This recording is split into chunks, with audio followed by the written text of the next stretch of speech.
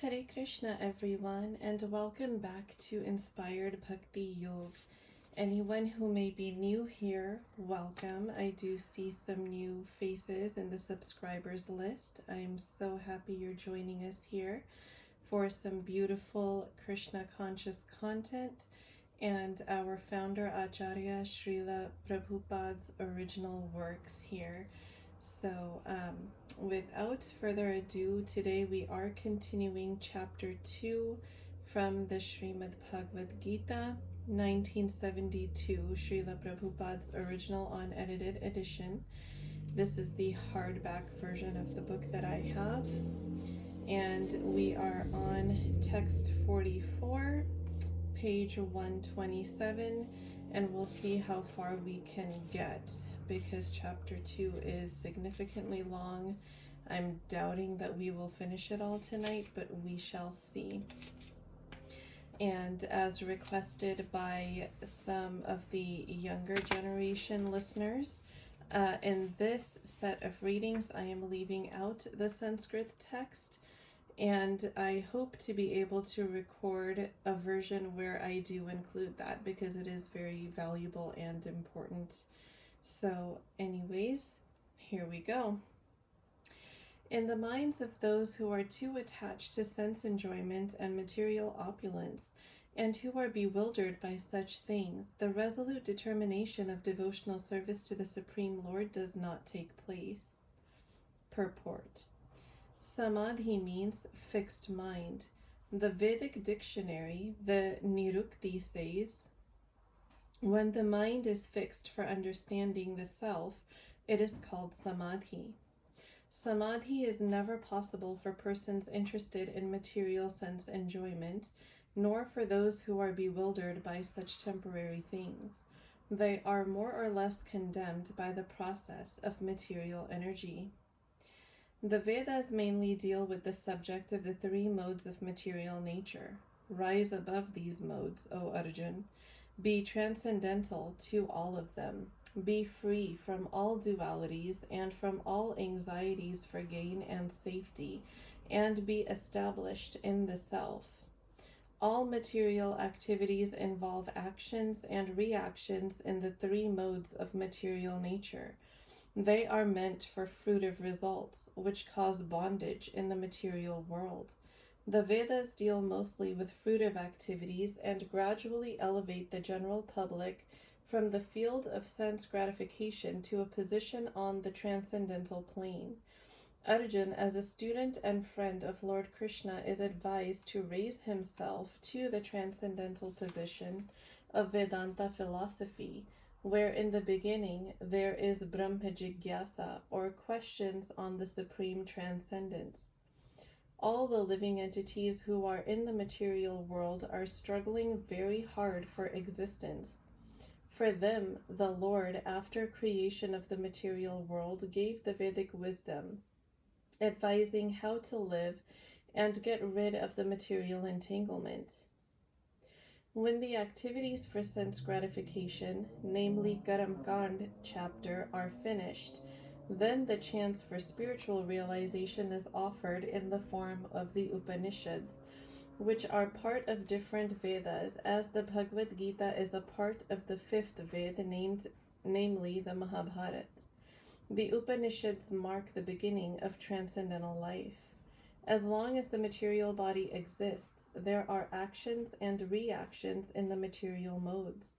One has to learn tolerance in the face of dualities, such as happiness and distress, or cold and warmth, and by tolerating such dualities, become free from anxieties regarding gain and loss. This transcendental position is achieved in full Krishna consciousness, when one is fully dependent on the goodwill of Krishna. All purposes that are served by the small pond can at once be served by the great reservoirs of water.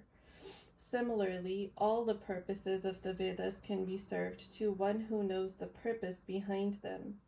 The rituals and sacrifices mentioned in the Karam Kand division of the Vedic literature are to encourage gradual development of self-realization and the purpose of self-realization is clearly stated in the 5th chapter of the Bhagavad Gita. The purpose of studying the Vedas is to know Lord Krishna, the primeval cause of everything. So, self-realization means understanding Krishna and one's eternal relationship with him. The relationship of the living entities with Krishna is also mentioned in the 5th chapter of the Bhagavad Gita. The living entities are parts and parcels of Krishna. Therefore, revival of Krishna consciousness by the individual living entity is the highest perfectional stage of Vedic knowledge. This is confirmed in the Srimad Bhagavatam as follows. O my Lord, a person who is chanting your holy name, although born of a low family like that of a Chandal or dog-eater, is situated on the highest platform of self-realization. Such a person must have performed all kinds of penances and sacrifices according to Vedic rituals, and studied the Vedic literatures many, many times after taking his bath in all the holy places of pilgrimage. Such a person is considered to be the best of the Aryan family. So one must be intelligent enough to understand the purpose of the Vedas without being attached to the rituals only, and must not desire to be elevated to the heavenly kingdoms for a better quality of sense gratification. It is not possible for the common man in this age to follow all the rules and regulations of the Vedic rituals and the injunctions of the Vedantas and the Upanishads. It requires much time, energy, knowledge, and resources to execute the purposes of the Vedas. This is hardly possible in this age. The best purpose of Vedic culture is served, however, by chanting the holy name of the Lord, as recommended by Lord Chaitanya, the deliverer of all fallen souls. When Lord Chaitanya was asked by a great Vedic scholar, Prakashananda Saraswati, why he, the Lord, was chanting the holy name of the Lord like a sentimentalist instead of studying Vedanta philosophy, the Lord replied that his spiritual master found him to be a great fool, and thus he asked him to chant the holy name of Lord Krishna. He did so and became ecstatic like a madman. In this age of Kali, most of the population is foolish and not adequately educated to understand Vedanta philosophy. The best purpose of Vedanta philosophy is served by inoffensive chanting of the holy name of the Lord. Vedanta is the last word in Vedic wisdom, and the author and knower of the Vedanta philosophy is Lord Krishna. And the highest Vedantist is the great soul who takes pleasure in chanting the holy name of the Lord. That is the ultimate purpose of all Vedic mysticism. You have a right to perform your prescribed duty, but you are not entitled to the fruits of action. Never consider yourself to be the cause of the results of your activities, and never be attached to not doing your duty. There are 3 considerations here: prescribed duties, capricious work, and inaction. Prescribed duties refer to activities performed while one is in the modes of material nature.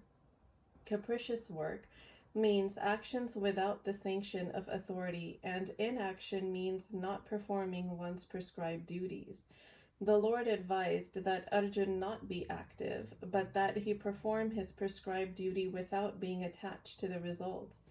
One who is attached to the result of his work is also the cause of the action. Thus he is the enjoyer or sufferer of the result of such actions. As far as prescribed duties are concerned, they can be fitted into 3 subdivisions, namely routine work, emergency work, and desired activities. Routine work, in terms of the scriptural injunctions, is done without desire for results. As one has to do it, obligatory work is action in the mode of goodness. Work with results becomes the cause of bondage. Therefore, such work is not auspicious. Everyone has his proprietary right in regard to prescribed duties, but should act without attachment to the results. Such disinterested obligatory duties doubtlessly lead one to the path of liberation. Arjuna was therefore advised by the Lord to fight as a matter of duty without attachment to the result. His non-participation in the battle is another side of attachment. Such attachment never leads one up to the path of salvation. Any attachment, positive or negative, is cause for bondage. Inaction is sinful. Therefore, fighting as a matter of duty was the only auspicious path of salvation for Arjuna. Be steadfast in yoga, O Arjuna. Perform your duty and abandon all attachment to success or failure. Such evenness of mind is called yoga. Krishna tells Arjuna that he should act in yoga. And what is that yoga? Yoga means to concentrate the mind upon the Supreme by controlling the ever-disturbing senses. And who is the Supreme? The Supreme is the Lord. And because he himself is telling Arjuna to fight, Arjuna has nothing to do with the result of the fight. Gain or victory are Krishna's concern. Arjuna is simply advised to act according to the dictation of Krishna. The following of Krishna's dictation is real yoga, and this is practiced in the process called Krishna consciousness. By Krishna consciousness only can one give up the sense of proprietorship. One has to become the servant of Krishna or the servant of Krishna. That is the right way to discharge duty in Krishna consciousness, which alone can help one to act in yoga.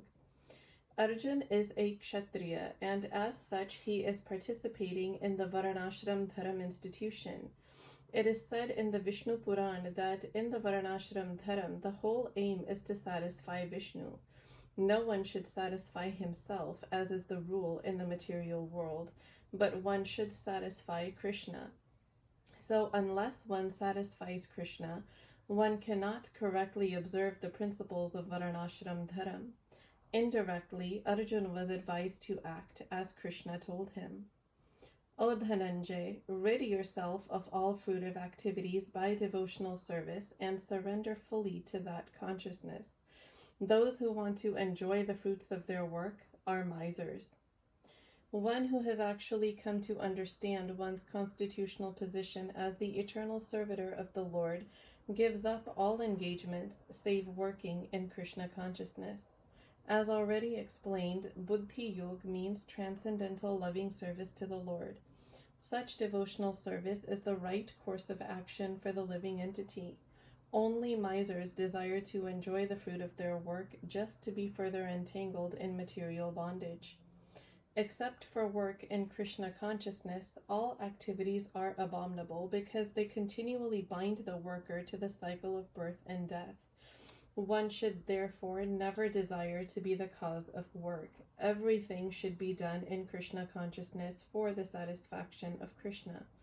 Misers do not know how to utilize the assets of riches which they acquire by good fortune or by hard labor. One should spend all energies working in Krishna consciousness, and that will make one's life successful. Like the misers, unfortunate persons do not employ their human energy in the service of the Lord. A man engaged in devotional service rids himself of both good and bad actions even in this life. Therefore, strive for yoga, O Arjuna, which is the art of all work. Since time immemorial, each living entity has accumulated the various reactions of his good and bad work. As such, he is continuously ignorant of his real constitutional position.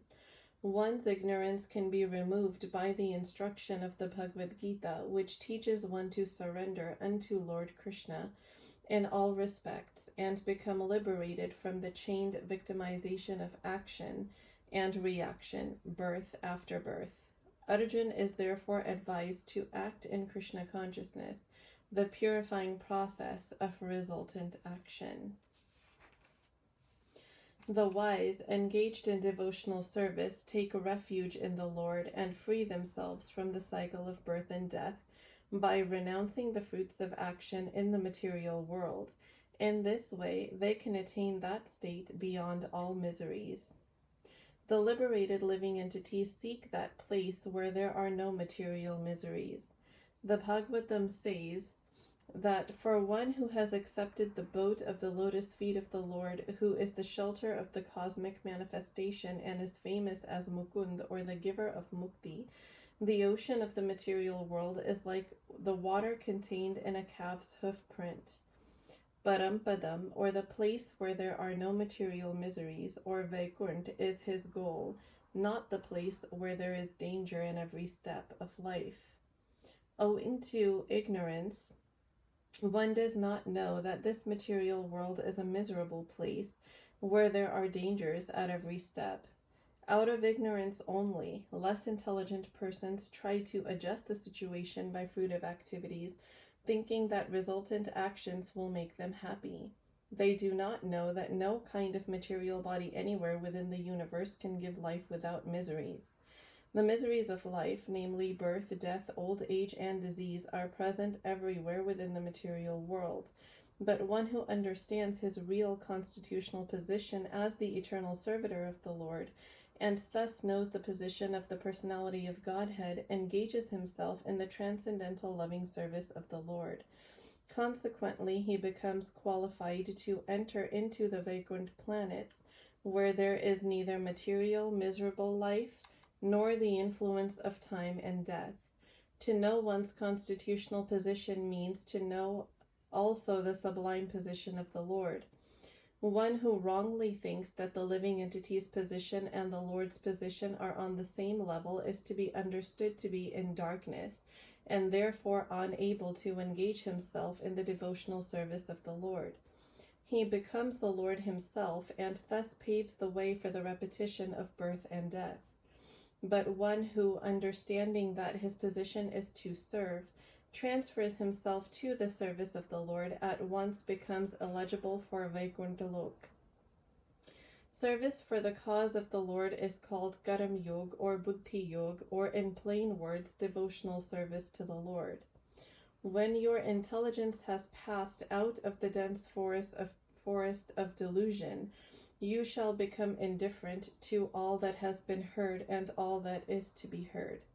There are many good examples in the lives of the great devotees of the Lord of those who became indifferent to the rituals of the Vedas simply by devotional service to the Lord.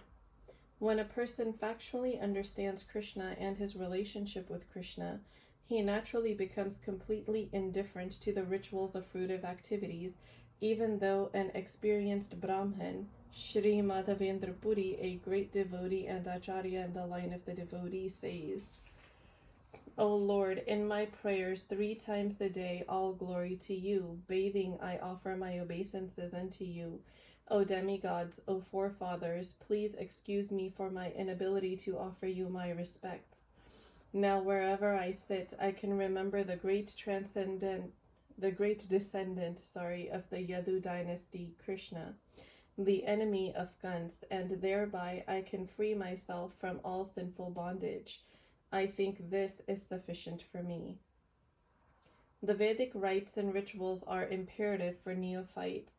Comprehending all kinds of prayer 3 times a day, taking a bath early in the morning, offering respects to the forefathers, etc. But when one is fully in Krishna consciousness and is engaged in his transcendental loving service, one becomes indifferent to all these regulative principles because he has already attained perfection.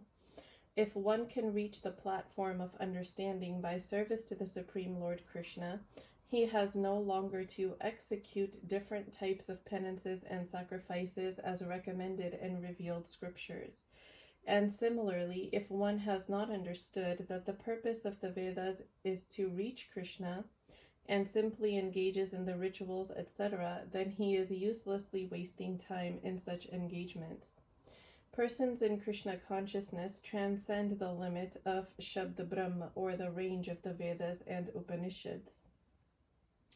When your mind is no longer disturbed by the flowery language of the Vedas, and when it remains fixed in the trance of self-realization, then you will have attained the divine consciousness. To say that one is in samadhi is to say that one has fully realized Krishna consciousness. That is, one in full samadhi has realized Brahm, Paramatma, and Bhagavan. The highest perfection of self-realization is to understand that one is eternally the servitor of Krishna, and that one's only business is to discharge one's duties in Krishna consciousness. A Krishna-conscious person or unflinching devotee of the Lord should not be disturbed by the flowery language of the Vedas, nor be engaged in fruitive activities for promotion to the heavenly kingdom. In Krishna consciousness, one comes directly into communion with Krishna, and thus all directions from Krishna may be understood in that transcendental state. One is sure to achieve results by such activities and attain conclusive knowledge. One has only to carry out the orders of Krishna or his representative, the spiritual master. Arjuna said, "What are the symptoms of one whose consciousness is thus merged in transcendence? How does he speak, and what is his language? How does he sit, and how does he walk?" As there are symptoms for each and every man in terms of his particular situation, similarly, one who is Krishna conscious has his particular nature, talking, walking, thinking, feeling, etc.